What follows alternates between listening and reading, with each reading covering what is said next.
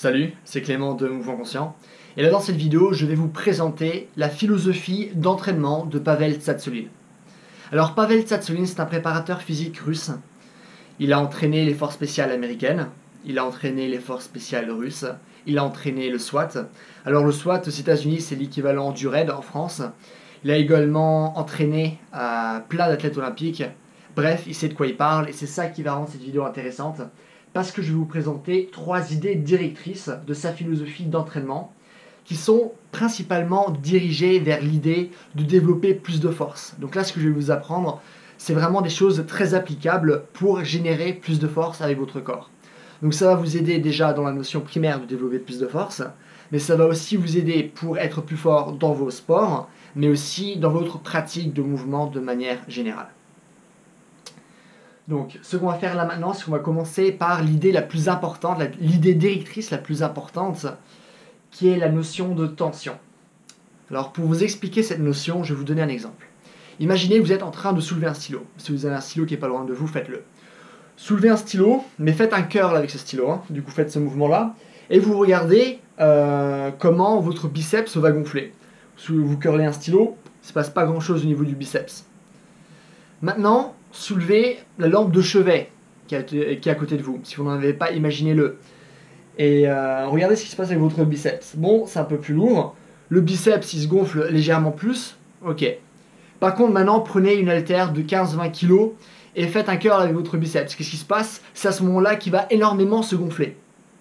Mais qu'est-ce que ça veut dire tout ça? Ça veut dire que plus la charge va être importante, plus votre corps devra recruter de fibres musculaires pour faire face à cette charge. C'est normal. Du coup, plus c'est compliqué, plus votre corps va mettre en charge des événements pour pouvoir répondre à cette tâche qui est compliquée. Ok? Donc, plus la charge va être lourde, plus votre corps va devoir développer de la force. On est d'accord? On n'a pas besoin de la même force pour soulever un stylo ou pour curler maintenant une haltère de 15 ou 20 kg. On est d'accord. Sauf que, une charge, qu'est-ce que c'est? Une charge, c'est une tension qui est appliquée sur votre corps. Donc ça veut dire que si une charge, que plus la charge est lourde, plus votre corps va devoir développer de la force, ça veut dire que plus la tension est grande, plus vous allez développer de la force. Jusqu'à là, on est d'accord. Mais là où ça devient intéressant, c'est que si effectivement, plus on crée de tension, plus on va créer de force, ça veut dire que si vous êtes capable de créer de la tension, vous allez être capable de générer de la force. Donc je vous donne un exemple classique. Vous faites du gainage, vous faites la planche. Contractez vos abdos, truc de base, ok. Maintenant vous passez à une autre planche. Sauf que cette fois-ci, vous allez contracter tout votre corps, absolument tout votre corps, chaque petit muscle de votre corps. Vous allez contracter vos doigts, vous allez même contracter vos doigts de pied, votre mâchoire, vous allez tout contracter. Dans quel scénario je développe plus de tension? Dans le scénario 1 ou dans le scénario 2? Dans le scénario 2, évidemment. Du coup, là, j'ai artificiellement augmenté la tension avec mon corps. Et vu que j'ai augmenté la tension avec mon corps, mon corps va générer plus de force. Ça veut dire que si votre max de traction est de 10 tractions d'affilée, mais si maintenant, en faisant votre action, vous rajoutez de la tension, vous contractez tout votre corps, qu'est-ce qui va se passer? On génère plus de tension, du coup, qu'est-ce qui se passe? On génère plus de force. Et boum, instantanément, vous allez passer d'un max de 10 tractions à 11 tractions, ou 12 tractions, ou 13 tractions. Instantanément. Simplement parce que vous avez développé plus de tension. Et c'est pour ça que la notion de tension elle-même est l'idée directrice la plus importante du travail de Pavel Tsatsouline. Parce que plus vous êtes capable de générer de la tension avec votre corps, plus vous êtes capable de développer de la force instantanément. Et bien sûr, si vous travaillez avec plus de force, sur long terme, ça vous donne encore davantage de force qu'avec un programme normal. Vous voyez? Et ça, c'est ouf. Bien sûr, il existe différentes manières de générer de la tension. Il y a différentes techniques de respiration, il parle aussi de différentes techniques de contraction. Mais ça, j'en ai parlé dans une vidéo, si vous voulez, je les mettrai à la fin. Là, c'est pas le sujet. Mais pour créer de la tension, il y a quand même certains principes qu'on devra respecter. Premier principe tout simple, il y en a 4. Le premier, c'est que, imaginons que vous faites un mouvement très rapidement. Est-ce que vous avez réellement le temps, en faisant un mouvement très rapidement, de développer toute votre force? Non, parce que la résistance n'est pas assez grande. Donc qu'est-ce qu'on fait lorsqu'on veut réellement créer une grande tension? Eh ben, on a une vitesse d'exécution qui est lente. C'est comme si maintenant vous me jetez une balle et moi j'essaie de la frapper avec une batte, eh ben, je ne vais pas pouvoir utiliser toute ma force. Parce qu'il n'y a pas un temps sous tension qui est assez grand qui me permet de développer toute ma force. Si maintenant j'essaie de, avec ma main, d'écraser la balle là contre le mur, eh ben là j'aurai assez de temps sous tension pour créer suffisamment de tension justement et donc de force, logiquement. Donc si vous voulez générer de la tension, il faut une exécution qui est lente. Ça c'est la première chose. Deuxième chose, comme je lui dis pour l'histoire de la planche, pour l'histoire des tractions, peu importe l'exercice que vous faites, contractez tous vos muscles. Peu importe la contraction. Vous soulevez juste un petit truc de 1 kg, contractez tout votre corps. Et comme ça, vous allez créer davantage de tension et vous allez réussir à recruter davantage de force. Ça, c'est la deuxième chose. Troisième chose. Bien sûr, je peux soulever un stylo et contracter tout mon corps en même temps, mais je ne serai pas au max de ma contraction. Pourquoi? Parce qu'il n'y a pas une charge qui est quand même assez élevée. Bien sûr, j'ai augmenté la tension, mais elle pourrait être beaucoup plus grande si j'avais une charge qui était plus lourde. C'est pour ça que Pavel Tsatsouline lui dit que si vous voulez travailler de la force, vous devez travailler avec une charge qui correspond au moins 85% de votre max. C'est-à-dire que si maintenant vous soulevez 100 kg développé couché, vous allez devoir travailler avec 85 kg. C'est ça que ça veut dire. Pardon. Quatrième point, c'est que si vous voulez générer suffisamment de tension et suffisamment de force, vous ne devez pas vous fatiguer. C'est logique. Par exemple, imaginons que vous ne dormez pas beaucoup, et maintenant vous essayez de battre un record de force. Ça ne va pas marcher. Logiquement, plus on est fatigué, moins on développera de la force. Du coup, moins on dort, moins on développe de la force. Mais là, ce que je suis en train de vous dire, c'est pas de mieux dormir, même si c'est important.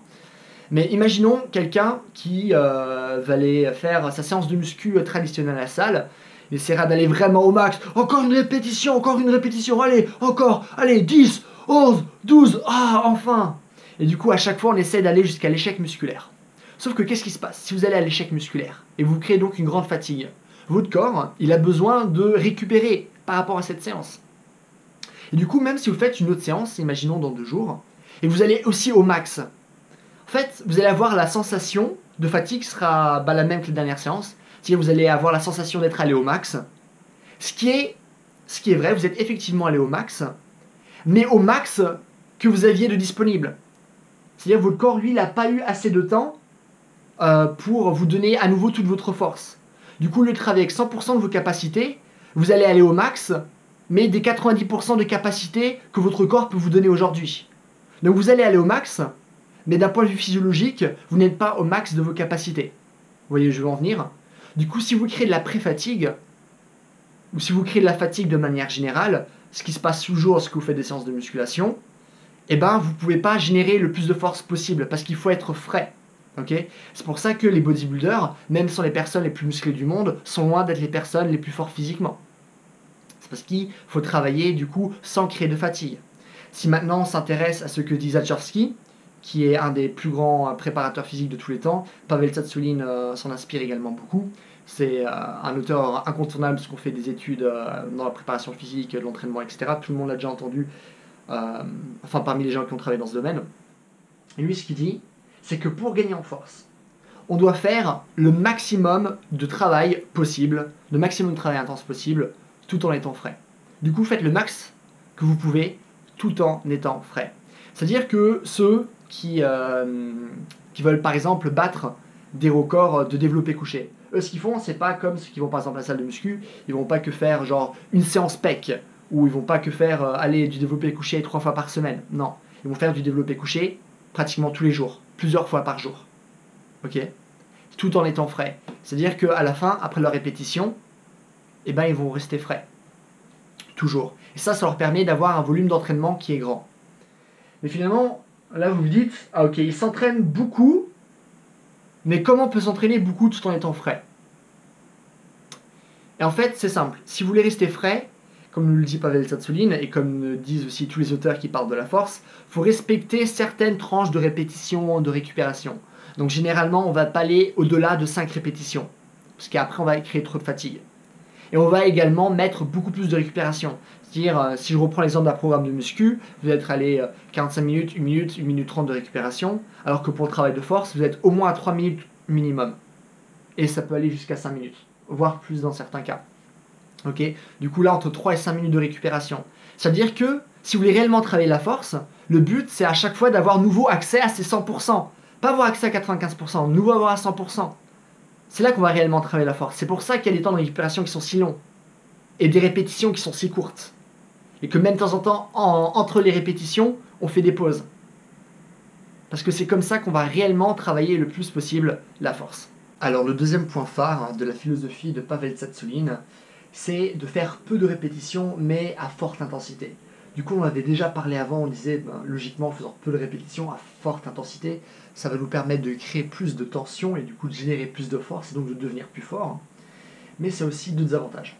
Par exemple, un des avantages, il y en a 3 principaux, mais un de ces avantages, c'est tout simplement la santé. Pourquoi ?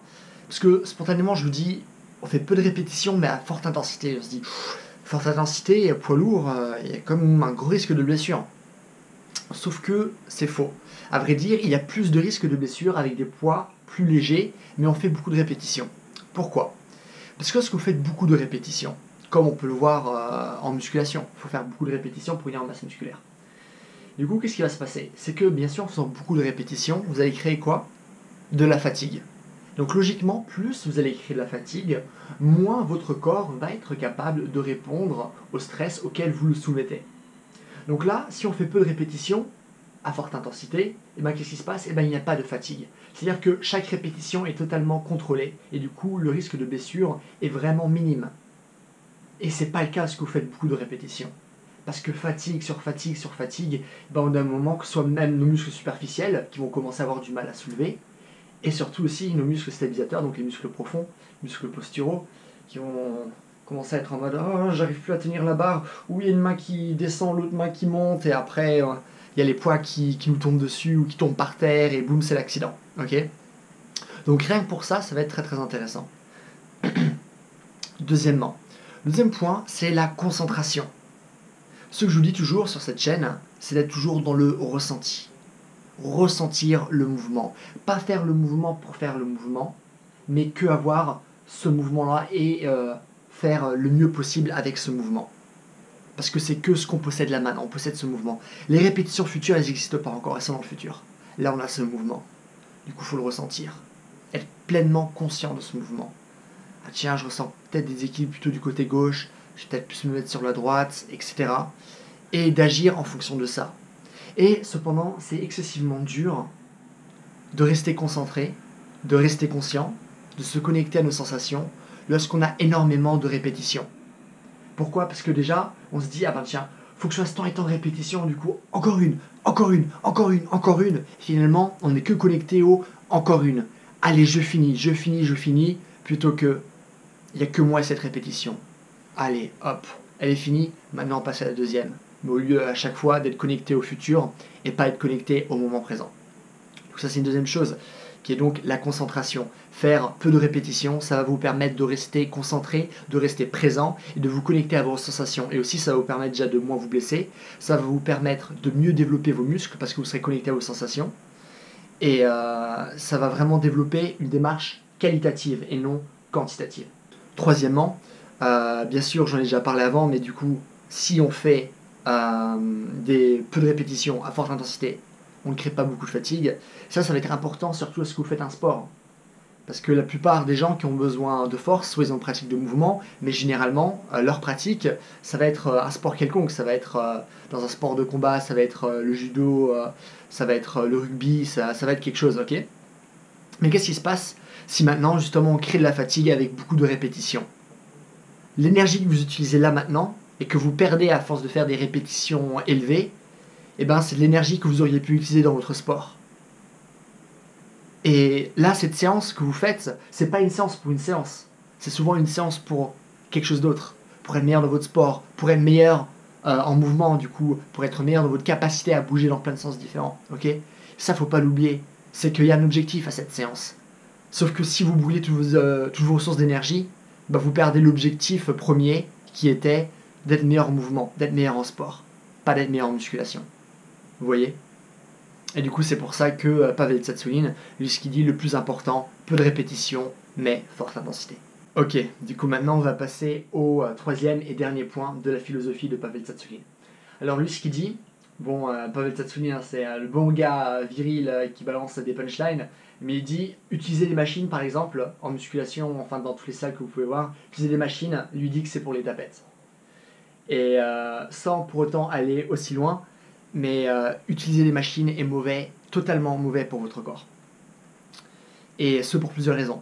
La première raison, c'est que, bien sûr, une machine est faite pour la personne de base. C'est-à-dire, tiens, la personne de base, elle a grosso modo cette taille, elle a grosso modo ses capacités, et du coup on va faire ça en fonction de la personne de base pour que cette machine puisse convenir au plus de personnes possible. Sauf que moi, ni Pavel Tsatsouline, ni aucun coach sérieux a rencontré une personne moyenne. Ça n'existe pas. Chaque corps est fondamentalement différent. Vous et moi, on n'a pas le même nombre de muscles. On n'a pas la même insertion, on n'a pas la même longueur du muscle, on n'a pas les mêmes leviers. Il y a énormément de choses qui changent. Chaque corps est différent. Du coup, il faut arrêter de dire ça c'est le meilleur exercice, ça c'est le meilleur truc à faire, ça c'est... Non, on peut pas, parce que chaque corps est fondamentalement différent. Et du coup, une machine, fondamentalement, rien que de par le principe même rien que de cette création, ne peut pas vous convenir. Mais ça va beaucoup plus loin que ça. Qu'est-ce qu'on a dit? On avait dit au tout début, plus il y a tension, plus je vais être capable d'être fort. Cependant, qu'est-ce qui se passe que vous utilisez par exemple une machine pour faire du développé couché? Vous ne stabilisez plus la barre, c'est la machine qui le fait pour vous. Du coup, bien sûr, vous allez soulever plus, vous allez moins stabiliser, mais du coup ça vous donne en fait une fausse impression de force parce que vous n'utilisez plus vos muscles stabilisateurs. Logiquement, vu que c'est la machine qui stabilise pour vous, vous n'utilisez que vos muscles superficiels pour faire le mouvement. Du coup, certes, le mouvement est plus simple, du coup vous soulevez plus au développé couché, mais en vérité vous êtes moins fort parce que vu que la machine prend en compte le travail des muscles stabilisateurs, qu'est-ce qui se passe? Vous générez moins de tension. Du coup, plus vous allez travailler avec des machines, plus vous allez être faible. Alors que votre record de développé couché à la machine va augmenter, parce que vous allez repasser sur une barre, grande surprise, vous n'allez pas du tout avoir ce record-là. Si vous voulez devenir bon en développé couché, barre libre, faites du développé couché sur une barre libre. N'utilisez pas une machine, ok? Et même, on peut aller plus loin, hein, quelque chose que j'avais dit dans une ancienne vidéo. Faire le développé couché, bien sûr, avec une barre libre, c'est déjà plus dur que de le faire avec une machine. Vous savez ce qui est encore plus dur que de le faire avec une barre libre? C'est de le faire avec des haltères. Pourquoi? Parce que lors de la barre libre, on contrôle avec les deux mains, on arrive à pousser tranquillement. Qu'est-ce qui se passe si maintenant on a des haltères? Je dois coordonner chaque bras par rapport à l'autre. Il y a beaucoup plus d'espace dans lequel finalement je pourrais avoir des problèmes. Du coup, qu'est-ce qui va se passer? Je vais devoir être beaucoup plus coordonné. Pour être beaucoup plus coordonné, qu'est-ce que je vais faire? Je vais créer davantage de tension, donc je vais être davantage fort. Vous voulez aller plus loin? Jetez les haltères et prenez des anneaux de gymnastique et travaillez comme ça. Faites des dips aux anneaux. Pourquoi? Parce que les anneaux, c'est tout simplement le meilleur agrès pour développer le haut de votre corps. Dernièrement, ce qui dit Pavel Tsatsouline, c'est quelque chose que je répète toujours depuis la création de ma chaîne, arrêtez de faire des mouvements d'isolation, ça sert à rien. Votre petit curl biceps, ça sert à rien. Les extensions que vous pouvez faire aux jambes, ça sert à rien. Faut arrêter de croire qu'on peut isoler le corps. Faut arrêter de croire ça parce que chaque muscle est inséré à d'autres structures, qui sont intégrées à d'autres structures, et tout ça est après recouvert de fascia, tout le corps est interconnecté. Et du coup, lorsque vous allez faire un mouvement, jamais de la vie, au grand jamais, vous allez simplement utiliser un muscle. Vous allez toujours utiliser plus de muscles à la fois. Et du coup, et ça c'est quelque chose qui a notamment été beaucoup influencé parce que la culture sportive dominante maintenant c'est la musculation, du coup ça a beaucoup influencé sur notre manière de voir les choses. Mais notre corps, c'est pas qu'une compilation de muscles. Vous n'avez pas de triceps. Vous n'en avez pas. Vous avez un corps. Vous n'avez pas de quadriceps. Vous avez un corps. Il faut arrêter de dire là je travaille ça, là je travaille ça. Tu travailles ton corps. Dire triceps, biceps, ok, ça nous sert en anatomie, en médecine, en plein de choses importantes. Mais il faut arrêter de mettre des étiquettes surtout. Parce qu'à force de faire des étiquettes, on voit notre corps comme une compilation de muscles. Et non plus comme un corps. Et ce qui est important pour être fort, c'est d'avoir des mouvements qui qui peuvent être transférables dans la réalité. Un mouvement d'isolation, ce n'est pas transférable dans la réalité. Du coup, c'est pour ça qu'il ne faut pas faire de l'isolation. Il faut garder en tête que ce qu'on a, c'est un corps complet. Et qu'est-ce qu'on a dit aussi pour être fort? Pour être fort, il faut créer beaucoup de tension. Vous ne créez pas de tension en faisant des mouvements d'isolation. Pourquoi? Parce que pour créer de la tension, on contracte tout notre corps. On a besoin de tout notre corps. Plus on va utiliser tout notre corps, plus on va générer de la tension et plus on va générer de la force, plus on va réellement développer un corps fort. Plus vous allez isoler votre corps, moins vous allez créer de tension, plus vous allez développer un corps faible et plein de déséquilibre, tout simplement. Donc voilà, voilà pour cette vidéo. Du coup, on a vu les 3 principales idées directrices de la philosophie de Pavel Tsatsouline. Du coup, j'espère que vous avez aimé. Si vous avez des questions, n'hésitez pas à tout me poser dans les commentaires, je réponds à tout. Si vous voulez aller plus loin, si vous voulez apprendre à réellement développer chaque qualité physique de votre corps, que ce soit la force, la souplesse, la coordination, l'équilibre, prendre même en masse musculaire, perdre du poids, apprendre à mieux bouger, apprendre à être plus mobile, à ne plus avoir de douleurs chroniques, etc. J'ai créé un programme de mouvement, vous pouvez le retrouver sur mon site, j'ai mis le lien dans la description. Et donc voilà, en attendant, passez une bonne journée, bye.